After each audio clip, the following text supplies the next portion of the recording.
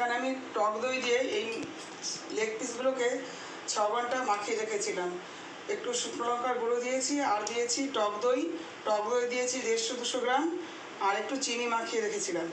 আর leg পিসগুলোকে আমি এরকম চিড়ে চিড়ে নিয়েছি। এই যে দেখুন, এইরকম চাকু দিয়ে কেটে কেটে নিয়েছি, নাহলে নুন ঢুকবে না। এই যে, আর লেগ পিসগুলো যখন বানাবেন তখন এই যে এরকম পাগুলোকে ভেঙে দেবেন, তাহলে ভেতরে সমস্ত তেল মশলাটা ঢুকবে। এই যে এরকম পাগুলো ভেঙে দেবেন। এখানে নিয়েছি পেঁয়াজ বাটা আর রসুন বাটা যতটা লাগে দেব, আর আমার আদার ডাস্ট আছে। আর এখানে নিয়েছি ড্রাই মশলাগুলো, লবঙ্গ, জয়িত্রী, দারচিনি, শুকনো লঙ্কা, এলাচ, তেজপাতা। এই যে কড়াই আমি বসিয়ে দিয়েছি। এখানে আমি সাদা তেল দিয়ে করব। কত বড় বড় লেগ পিস। এখানে আমি নিয়েছি 2.5 কিলোর মাংস পুরো। এই যে এত বড় বড় লেগ পিস, এগুলো আমি গোটা গোটা করবো। কিন্তু এই গোটা গোটা করছি বলে ভাববেন না যে সেদ্ধ হবে না, পুরো সফট হবে, যেহেতু 6 ঘন্টা দই দিয়ে মাখিয়ে রেখেছিলাম। এখানে আমার 6খানা লেগ পিস আছে। 1 চামচ ঘি দিয়ে দেবো, গাওয়া ঘি দিয়ে দেবো। খানিকটা কুচনো পেঁয়াজ দিয়ে দিলাম।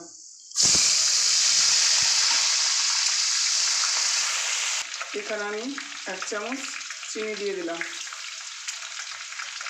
আমি এখানে চাল মগজ ব্যবহার করব না। চাল মগজ দিলে অনেকের গ্যাসের প্রবলেম আছে, গ্যাস হয়, সেই জন্য আমি দেবো না, চাল মগজ দেবো না। আমি টক দই দিয়ে করছি। এই যে আমার পেঁয়াজটা ব্রাউন কালার হয়ে গেছে, এবার আমি দিয়ে দেবো এই রসুন বাটা। রসুন বাটা আমি একেই 2-3 চামচ দিলাম, মুরগির মাংস যেহেতু, আর অনেকগুলো লেগ পিস।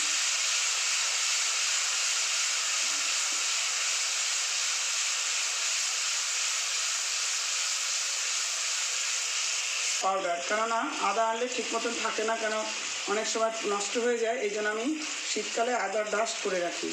এখানে আমি 1 চামচ আদার পাউডার দিয়ে দিলাম।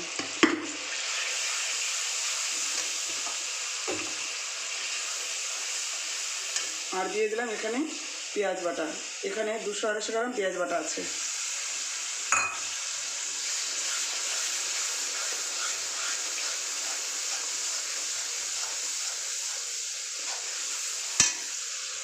আন্দাজ মতো লবণ।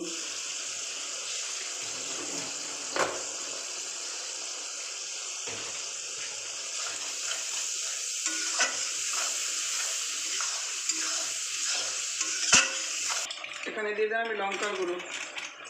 যে যেরকম ঝাল খাবেন সেই সেরকম ঝাল দেবেন।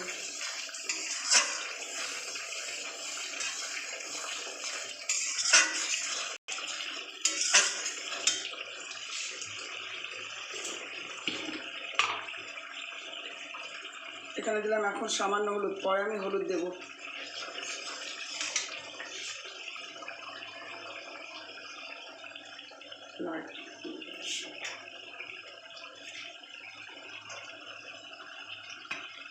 মশলাটা আমার কষানো হয়ে গেছে। এবার আমি এক এক করে লেগ পিসগুলোকে দিয়ে দিলাম। এটা বড় ফ্রাই প্যানে রান্না করলে ভালো হতো, কিন্তু আমি কড়াইতে করছি।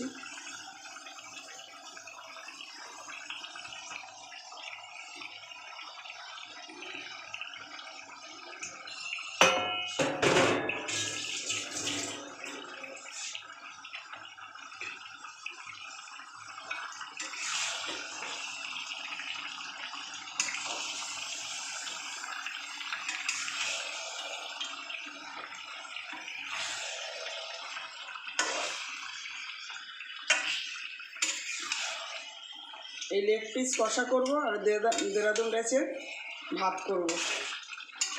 আমার নাতি খেতে চেয়েছে।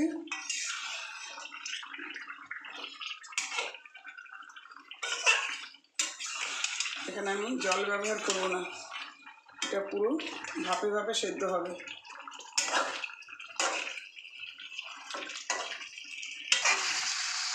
তো তুই বলে দিবি পয়েন্টগুলো, এর মানে কী করে করতে হবে। আমি আরও 50 গ্রাম মতন টক দই নিয়েছি, আর এখানে একটু হলুদ দিয়ে ফেটিয়ে নিই আর চিনি দেবো। যেহেতু একটু গ্রেভিটা করতে হবে তো আমি চাল মগজ পোস্ত বাটা দিইনি।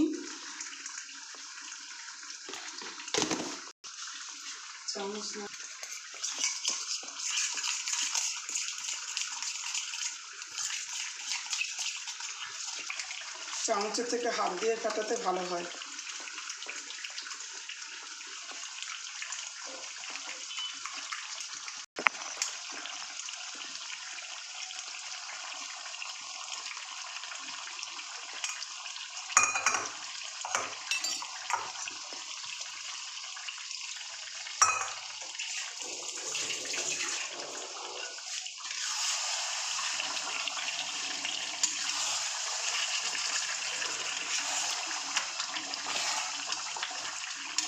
একদম পুরো গড়িয়ে গড়িয়ে ভাত খাবে, সলা চলা চালের ভাত করব, পুরো লম্বা লম্বা চাল।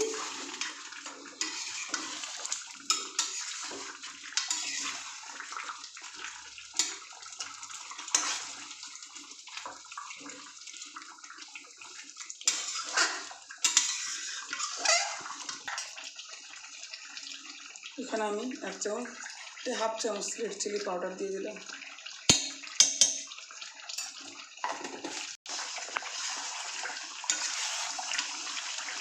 রেস্টুরেন্টে অনেকে এরকম লেগ পিস খায়, কিন্তু তার থেকেও বাড়িতে যদি করে খান দেখবেন প্রচণ্ড ভালো হয়েছে আর তৃপ্তি করে খাবেন।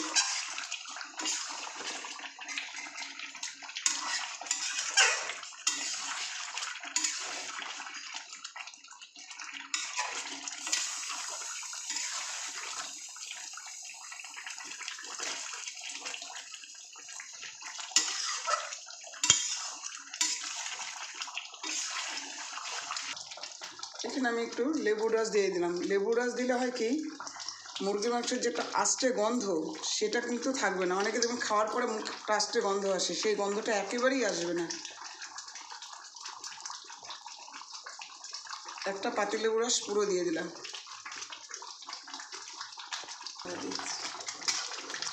লবণটা আমি একটু দেখছি চেকে। লবণ আমার একেবারেই ঠিক আছে। আমি দেখুন জল দিইনি, যেহেতু পরে আবার দইটা দিয়েছি, কষিয়ে ঢাকা দিয়ে দিয়েছি, জল উঠে গেছে। আর যেহেতু তেলটা বেশি আছে, আচ্ছা লেবু রস দিয়েছি তো ঝোলটা একটু ফেড হয়ে যাবে, তার জন্য আবার হলুদ দিয়ে দিলাম।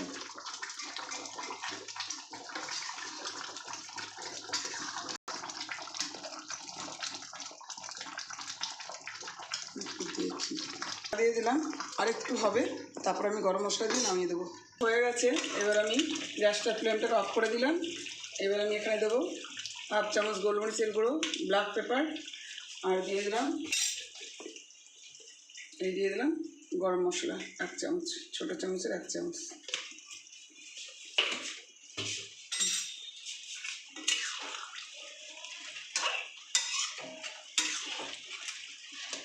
আমি ঘিটা সোমবারেই দিয়েছি আর দেবো না এখন ঘি।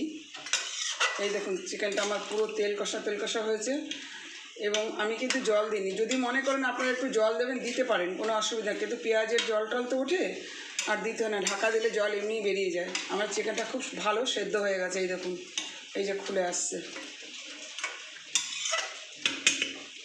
এবার আমি করেছি, আপনারাও সেভাবে করবেন এবং বাড়িতে খেয়ে প্রত্যেকে ভালো বলবে। সরু চালের ভাত দিয়ে আর এরকম তেল কষা চিকেন, একটা করে লেগ পিস দেবেন, ছেলে মেয়ে হাজব্যান্ড সবাই খুশি হয়ে যাবে, বাড়ির পরিবার সবাই খুশি হবে। এবং এইভাবে রান্না করবেন, আমি যেভাবে করেছি সেভাবে করবেন, সমস্ত স্টিকগুলো ফলো করবেন। এবং ভালো লাগলে লাইক কমেন্ট শেয়ার করুন, পাশে থাকা বেল আইকনে ক্লিক করবেন এবং সকলেই সুস্থ এবং ভালো থাকবেন।